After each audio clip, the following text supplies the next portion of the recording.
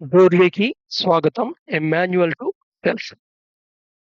So, నిన్నటిది ఒకసారి రఫ్‌గా చెప్పుకోవాలంటే, డివైన్ ఫ్రాగ్మెంట్ నిన్ను గైడ్ చేయగలదు. ఈ లెబిరింత్ నుంచి, ఫజిల్ నుంచి బయటపడటానికి అంటే ఎగ్జిస్టెన్స్ నుండి క్రియేషన్‌లోకి షిఫ్ట్ అవ్వటానికి అది లిబరేషను.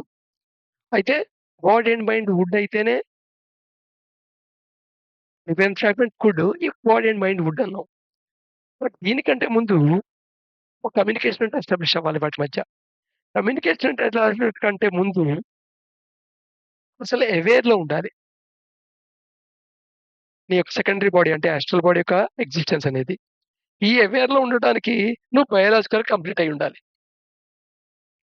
బయాలజీ కంప్లీట్ అవ్వాలంటే ఎనర్జీ ఆ బయోలాజికల్ కంప్లీట్‌నెస్‌కి వాడగలిగి ఉండాలి. So, but even before this the secondary physical body and its thinking instrument, the brain, should be made aware of the existence of primary astral body, the primary astral body. So, therefore ఇది జరగటం కోసమని నీ యొక్క physical body and నీ యొక్క thinking instrument. Thinking instrument physical బాడీకి ఉన్నదేమిటి? Brain. అది అవేర్‌లోకి రావాలి. ఏంది? ప్రైమరీ బాడీ యొక్క ఎగ్జిస్టెన్స్. ఏమిటా ప్రైమరీ బాడీ? Astral body. కోడార్క్‌లో astral body primary body and physical body secondary body అని చెప్పుకున్నాం. డౌన్‌వర్డ్ వర్క్‌లో రివర్స్. ఇదే భువః మధ్య ప్లేన్ నుండి ఫోర్త్ స్టేజ్ దాటినప్పటి నుండి సువహ మధ్య దాకా యాక్చువల్ బాడీ సెకండరీ బాడీ అవుతుంది. ప్రైమరీ సెకండరీ అవుతుంది. కాజువల్ బాడీ ప్రైమరీ అవుతుంది. సో, దాని సంగతి ఆ తర్వాత ఆలోచిద్దాం. ఇదేలాంటి ఒకటో క్లాస్‌లో ఉండగా రిసర్చ్ టాపిక్ గురించి ఆలోచించినట్టుగా ఉంటుంది. ప్రస్తుతానికి థింకింగ్ ఇన్‌స్ట్రుమెంట్ అవేర్ అయ్యేట్టుగా ఉండాలి. ఆ thinking instrument with combined with brain మాట. అండ్ ఇట్స్ థింకింగ్ ఇన్‌స్ట్రుమెంట్ మనస్ and communication should be established between them. So, ముందు వీటి మధ్య కమ్యూనికేషన్ ఏర్పడాలి. అయితే నీ యొక్క యాస్ట్రల్ బాడీకి, నీ థింకింగ్ ఇన్‌స్ట్రుమెంట్‌కి కామన్ థింగ్ ఏమిటయ్యా అంటే awareness common quality. So, therefore awareness అనేది ఎనర్జీ అనుకుంటే, ఇది సఫిషియెంట్‌గా ఉందనుకో, ఎంత కావాలో అంత అడిక్వేట్‌గా, అబండెంట్‌గా అక్యుములేట్ అయిందనుకో అవేర్‌నెస్ ఎనర్జీ, ఆటోమేటికల్‌గా ఈ యొక్క యాస్ట్రల్ బాడీ యుటిలైజ్ చేసుకుంటుంది. And physical body thinking instrument utilize చేసుకుంటుంది. ప్రెజెంట్‌లో అవేర్‌నెస్సు థింకింగ్ ఇన్‌స్ట్రుమెంటే సర్వైవ్ అండ్ చేసింగ్ ఫర్ హ్యాపీనెస్‌కి మాత్రమే వాడే లెవెల్‌లోనే నీ అవేర్‌నెస్సు, ఎనర్జీ లోపల అక్యుములేట్ అవుతోంది. ఎందుకంటే అలా కాకుండా కన్‌జంప్షన్ జరుగుతోంది. దేని రూపంలో? థాట్స్, ఎమోషన్స్, యాక్షన్స్ రూపంలో. అండ్ ఎనర్జీ లీకేజ్ అవుతోంది. ఇంటిగ్రేటెడ్ సెంటర్ దగ్గర ఉండే లీకేజ్‌తో, ఎమోటివ్ సెంటర్‌లో లీకేజ్‌తో, లేదా సెన్సోరియల్ సెంటర్ దగ్గర లీకేజ్‌తో, లేదా momentary centre లీకేజ్‌తో.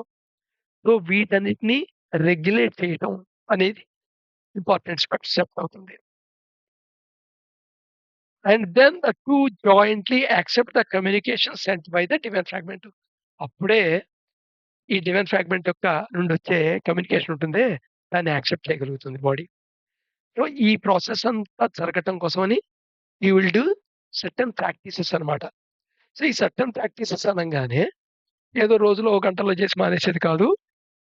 Almost all you have to merge with యోజ్. ఈ యోగా యొక్క కాన్సెప్ట్స్‌కి ఆ సూత్రాలు నీ బాడీలో అండర్‌స్టాండ్ అవ్వాలి. పతంజలి యోగ సూత్రాలు నీ యొక్క అండర్‌స్టాండింగ్‌లో కాదు. సూత్రం అండర్‌స్టాండింగ్ అయితే దాన్ని అప్లై చేయగలవు. సూత్రం తెలిస్తే చెప్పగలవు. అది తేడా. So, what are the simple steps we must follow and practice to make this possible? So, next ఆటోమేటిక్‌గా ఇప్పటిదాకా క్లారిటీ వస్తే, ఏంట్రా ఈ సంసారం అనే పజిల్ గురించి అనుకుంటే, ఇప్పుడు ఏం సింపుల్ స్టెప్స్ ఉన్నాయి? ఏం ఫాలో అవ్వాలి? ఇది పాసిబుల్ అవ్వటానికి? at the stage we are in, great confusion exists in our bodies and brains. ఈ స్టేజ్‌లో మనం ఏదైతే పొజిషన్‌లో ఉన్నామో ప్రెజెంటు, చాలా కన్‌ఫ్యూజను ఎగ్జిస్ట్ అవుతుంటుంది. కన్‌ఫ్యూజన్ లేకుండా ఉండదు మనకి. క్లారిటీ వచ్చిందంటే ఆటోమేటిక్‌గా దట్ ఈస్ అండర్‌స్టాండింగ్ గదా! నాలెడ్జ్, అండర్‌స్టాండింగ్ అయినప్పుడు నీకు క్లారిటీ ఉంటుంది. అది విజ్డమ్ కింద మారినప్పుడు when to, how to, in which direction to apply. So, ఏ టైంలో, ఏ డైరెక్షన్‌లో ఎంత మాగ్నిట్యూడ్‌లో ఏ డైరెక్షన్‌లో ఏ విధంగా అప్లై చేయాలి అనేది అప్పుడు అప్లై చేస్తాం. So, which are not able to establish the essential communication with the consciousness. So, ఈ కాన్షియస్‌నెస్‌తో ఎసెన్షియల్ కమ్యూనికేషన్ మనం ఈ డివైన్ ఫ్రాగ్మెంట్‌తో ఎసెన్షియల్ కమ్యూనికేషన్ ఏదైతుందో అది మిస్సింగ్ అయ్యుంది. ఆ డివైన్ ఫ్రాగ్మెంట్‌తో. In the absence of this contact, ఈ కాంటాక్ట్ లేనప్పుడు all the search is naturally outwards. ఎప్పుడైతే ఈ కాంటాక్ట్ లేదో నీకు డివైన్ ఫ్రాగ్మెంట్ యొక్క కాన్షియస్‌నెస్‌కి, నీ యొక్క అవేర్‌నెస్‌కి కాంటాక్ట్ లేదో, ఆ 2 యుజ స్థితిలో లేవో, అంటే యోగ స్థితిలో లేవో, నేచురల్‌గా నువ్వు దేనితో ఉంటావు? ఏది పర్సీవ్ అయిందో దాంతో ఉంటావు.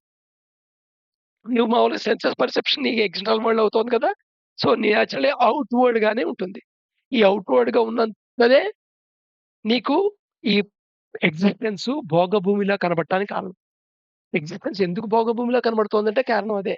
బీయింగ్ అక్కడ కాన్షియస్‌నెస్‌కి, అవేర్‌నెస్‌కి ఎస్టాబ్లిష్ కాలేదు కాబట్టి. అండ్ ఈ టైంలో all efforts to directed outside. నీ ఎఫర్ట్స్ అన్ని ఔట్‌సైడ్ డైరెక్షన్‌లోనే ఉంటాయి. Of the human frame. నీ human frame can only lead to frustration. Outside డైరెక్షన్‌లోనే నువ్వు పరిపరి విధాలుగా సర్వైవల్ కోసం, హ్యాపీనెస్ కోసం ప్రయత్నం చేస్తావు. సో, క్రూషియల్ క్వెషన్ ఏంటయ్యా అంటే, ఇన్ని వేల ఏళ్ల మానవ ప్రయాణంలో ఏం సాధించలేదని మనం అనం. కానీ 100% సర్వైవల్ ఇవ్వగలవా? అంటే మార్టాలిటీ, ఇమ్మోర్టల్‌గా నువ్వు ఉండిపోగలవా? నువ్వనుకుంటున్నది నీ మనసు, శరీరమే నువ్వు. సో, నీ మనసు, శరీరం శాశ్వతంగా ఉండగలవా? ప్రకృతి నియమంలా ఎట్లీస్ట్ కనబడట్లేదా? ఉండే అవకాశం లేదని తెలుసు కదా! ఉండే అవకాశం లేదు అని తెలిసినా దాన్ని యాక్సెప్ట్ అయితే చేయలేవు కదా! సర్వైవల్ నేచర్ అయితే ఉంటుంది కదా! సరే బాడీకొచ్చి సర్వైవల్ అవుతున్నావంటే పోనీ అర్థం ఉంది. మైండ్ యొక్క స్ట్రక్చర్ ఏదైతే ఫార్మ్ అయిందో బిలీఫ్ స్ట్రక్చరు ఆ లేయర్డ్ షెల్స్‌లో నువ్వు మధ్యలో ఉండి, ఆ షెల్స్ కూలిపోతున్నాయి, ఏదో అవుతున్నాయి, ఏవో అయిపోతున్నాయని బాధపడతావే ఐడెంటిఫై అయ్యి, అది భయంకరమైన సఫరింగ్. ఈ హ్యూమన్ ఫ్రేమ్ వర్క్‌లోంచి ఈ లీడ్ అయిన ఫ్రస్ట్రేషన్ నుండి బయటికి ఎఫర్ట్స్ ఏం పెడతావు? అన్ని ఔట్ సైడ్ ఎఫర్ట్సే పెడతావు. ఈ ఔట్ సైడ్ ఎఫర్ట్స్ గురించి జరిగిన రకరకాల మథనంలోంచే రకరకాల థియాలజీస్ వచ్చాయి. రకరకాల ఐడియాస్ వచ్చాయి. రకరకాల ఫిలాసఫీస్ వచ్చాయి. కానీ ఏది నువ్వనుకునే లిబరేషన్, ఫ్రీ ఫ్రమ్ సఫరింగ్ అనే స్టేజ్‌లోకెళ్ళి తీసుకెళ్ళలేకపోయాయి. కొంతవరకు ప్రయత్నం చేసాయి. ప్రయత్నం చేయటం మటుకు జరగలేదని చెప్పలేం. కానీ అల్టిమేట్‌గా మటుకు సఫరింగే ఉంది. అల్టిమేట్‌గా సఫరింగే ఉంది. డబ్బున్నవాడు సఫర్ అవుతుంటాడు. డబ్బు లేనివాడు సఫర్ అవుతుంటాడు. సఫరింగ్ అయ్యే కాంటెస్ట్‌లు డిఫరెంట్ ఉంటాయి అంతే. విషయాలు తేడా ఉంటాయి. సఫరింగ్ అనేది కామనే.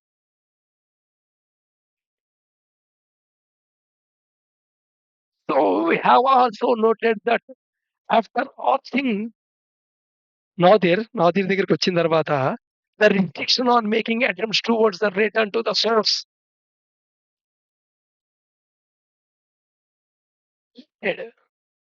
సో, ఏవైతే నాదిర్ దగ్గర వచ్చేదాకా ఒక రూల్ ఉంది. ఎగ్జిస్టెన్స్ ఆఫ్ గేమ్, సంసారిక గేమ్ ఏమిటి?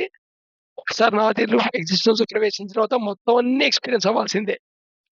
అందుకని డౌన్‌వర్డ్ వర్క్‌లో రిటర్న్ జర్నీకి ఛాన్స్ లేదు. వన్స్ నాదిర్ రీచ్ అయిన తర్వాత రిటర్న్ ఛాన్స్ ఉంది. ఇక్కడ ఆప్షన్. మళ్ళీ అన్నీ ఎటర్నిటీసు, అన్ని ప్లేన్స్, బుర్బువసువ, పోడార్క్ ఎక్స్‌పీరియన్స్‌కుంటూ వెళ్తావా? లేదా నువ్వు ఫార్మ్ చేసుకున్న నీ లిబరంత్ ఏదైతే ఉందో, పజిల్ ఏదైతే ఉందో, దాన్ని నువ్వే ఛేదించుకొని బయటికెళ్తావా? But it is no more prohibited to return గదా! To the source. సో, క్రియేషన్‌కెళ్ళడానికి ఇక్కడ పర్మిషన్ లేదు. As and when one can. ఎప్పుడైతే నువ్వు అనుకున్నావో నీకు సోర్స్ అయితే రిటర్న్ ఏం లేదు. బట్ ఏంటయ్యా అంటే the divine fragments due to inbuilt ability to return the source.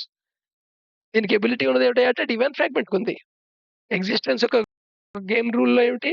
ఎగ్జిస్టెన్స్‌లో manifest అయింది ఏది ఎగ్జిస్టెన్స్‌ని దాటి క్రియేషన్‌లోకెళ్ళలేదు. ఈవెన్ ఫ్రాగ్మెంట్ అనేది మేనిఫెస్ట్ అయింది ఇక్కడ కాదు కదా! క్రియేషన్‌లో. సో, క్రియేషన్‌లో మేనిఫెస్ట్ అయింది మళ్ళా క్రియేషన్‌కెళ్ళగలదు. సో, దీనికి ఇన్‌హెరెంట్ ఇన్‌బిల్ట్ ఎబిలిటీ ఉంది సోర్స్‌కెళ్ళటానికి. నువ్వు అది. నువ్వు అది అనుకున్నప్పుడు నువ్వేసుకున్న చొక్కా లాంటిది నీ బాడీ, నీ మైండ్ అనేవి. నీవు అది దాంతో నువ్వు ఐడెంటిఫై అయితే డివైన్ ఫ్రాగ్మెంట్‌తో ఆటోమేటికల్‌గా లైఫ్ ఈస్ ఎ కంటిన్యూయస్ ఫ్లోగా కనబడుతుంది కానీ డెత్ అనే డెడ్ ఎండ్ కింద కనబడదు. So, can make journey home ఇమ్మీడియేట్‌లీ. రేపు మళ్ళా